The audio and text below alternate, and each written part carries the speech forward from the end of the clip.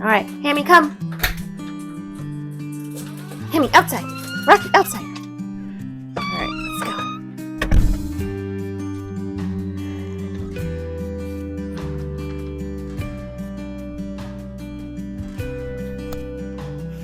Yeah, pretty much all the chickens are out.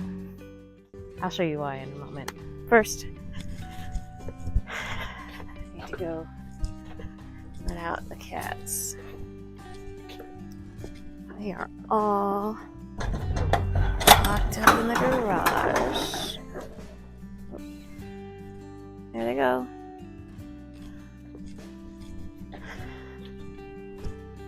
Next, I'm going to fill their food bowls.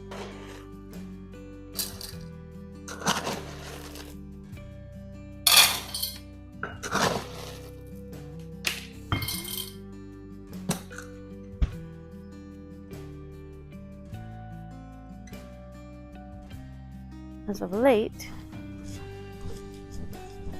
we've been leaving their water out here. Alright, back to the chickens. Hey, Hammy! He doesn't care really about the chickens at all. He just wants to hang out. Play. Rocky, though, he takes his job very seriously. He wants to chase them around everywhere. Come on out, ladies. There goes one. There goes another. As you can see, this garden has been terribly neglected. Oh, but look, there are two bunnies. Just hanging out. Yay for them.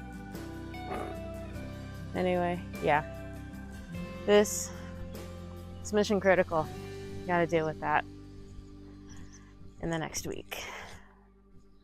Which, thankfully, the weather is supposed to be really nice this coming week. Or at least a bit cooler. Lows in the 60s, highs in the low to mid 80s. So, I'm really looking forward to that. Alright, so here's why. As soon as the chicken tractor door opens, all these ladies escape, is because this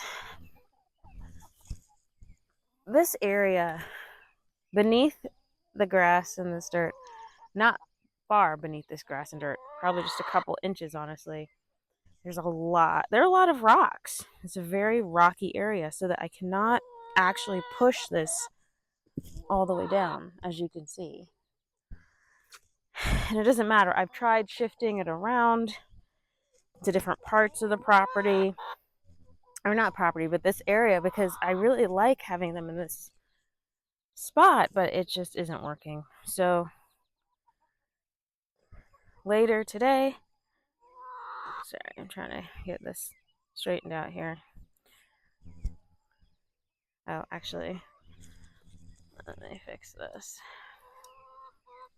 So later today, my son will be mowing this area back here and, the rest of the property. But once he's done mowing this area back here, my plan is to move the ladies and these guys over there. Now, at the moment, you see how talkative she is? They're so talkative. Watch out, ladies. I'm just cleaning up after my son from yesterday. Or actually, no, that wasn't my son. I think I did that. Did I do that? I don't know. Anyway, just cleaning up there. All right.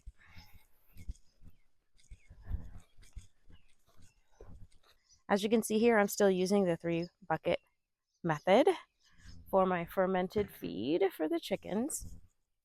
And basically what that means is, when I started this process several months ago, I started with just 1 bucket, in which I put about half the amount of feed I was normally giving them as dry food. And then I added enough water to cover the food.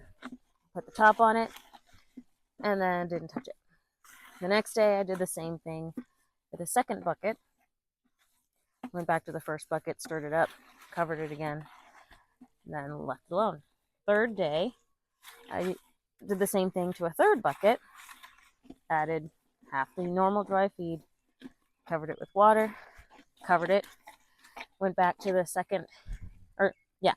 first two buckets, stirred them up, and by then, the first bucket was all ready to go because some really good bacteria, things that are really helpful for the gut health of these chickens, had developed. So now, every day, I have a bucket that contains all the feed that they need, along with a bunch of nutrient dense microbes. And thankfully, they enjoy it. So, gonna go ahead and feed them now. Yep, they're hungry. But of course, they see me going for their buckets, and for some reason they think I'm gonna feed them right there. So a few of them will always escape. It's really dumb.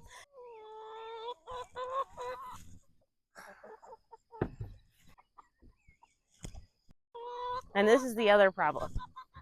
This is the other reason why the fence keeps falling, because obviously I can't get it all the way into the ground. They try to plunge into the fence to get back in. Thank you, Rocky.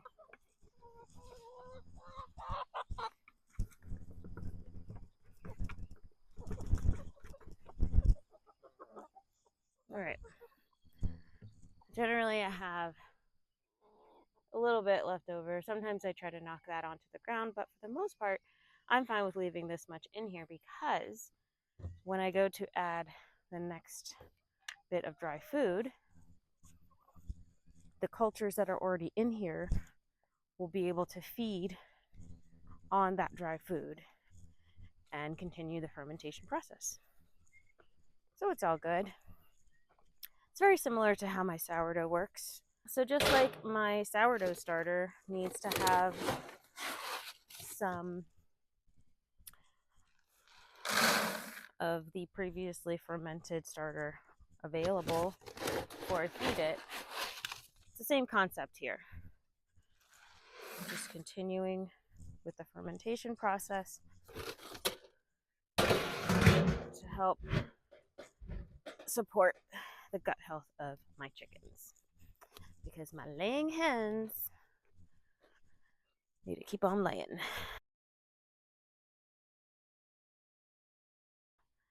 Add the feed back in. I turn on the water.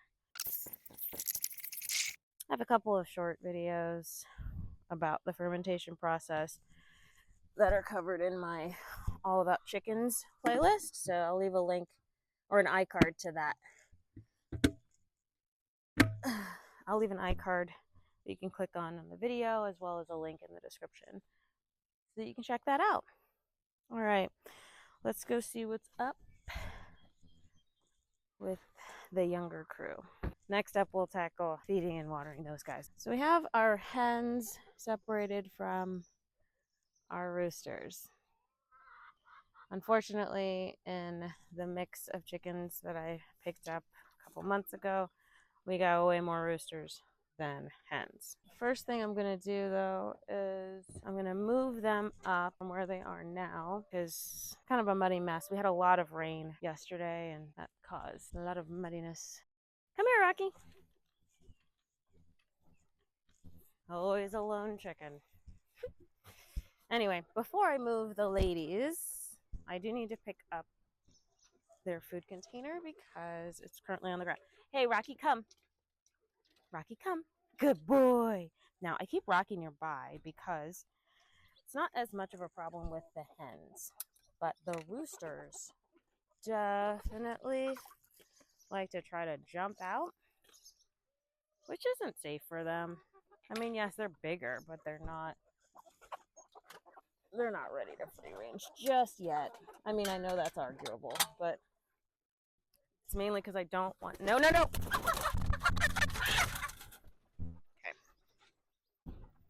But there's always one. Side. That's right, Rocky. You know what to do. Come on, girls. Move forward. Move forward. Come on.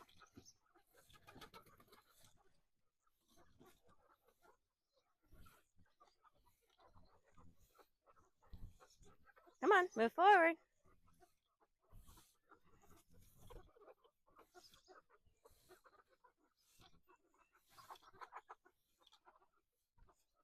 All right, let's see if they're on totally fresh grass. I think they are.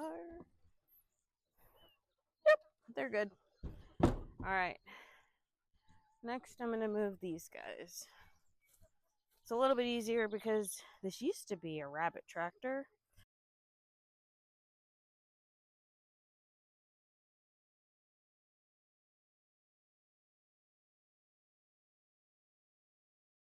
All right, Rocky, stand by. Stay here, Rocky. Rocky, come.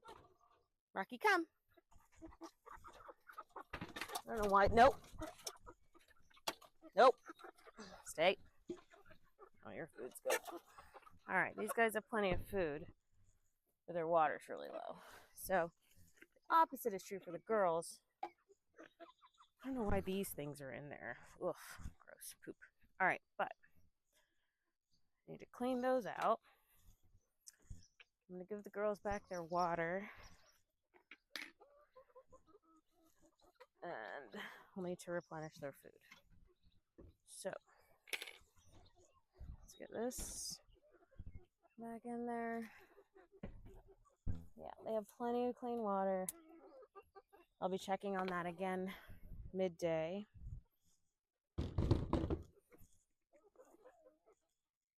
All right. I always have this one hen. What is she doing? Why are you here? Your food is on the other side of that fence. Go inside and get it.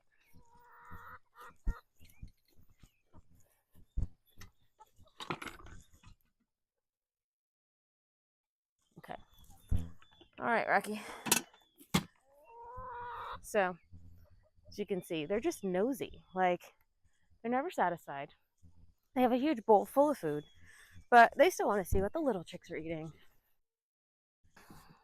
So, I'm going to wipe out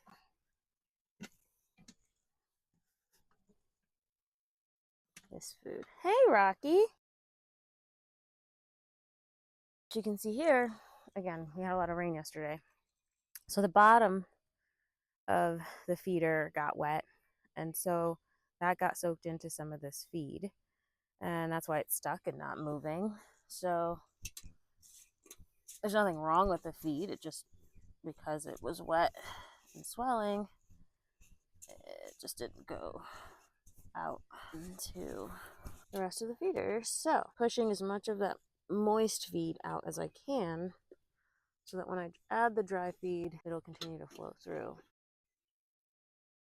All right, I'm gonna add the dry feed. Maybe wondering why don't I ferment feed for the younger chickens the way I do with the laying hens?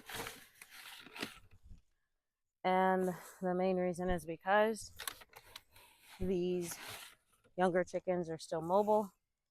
My biggest concern about giving them the fermented feed is really, part of it is cleanup and convenience. Like, because they're in the tractors, they don't have as much space to move around, right? So if I were to just put a bowl of fermented feed into their area,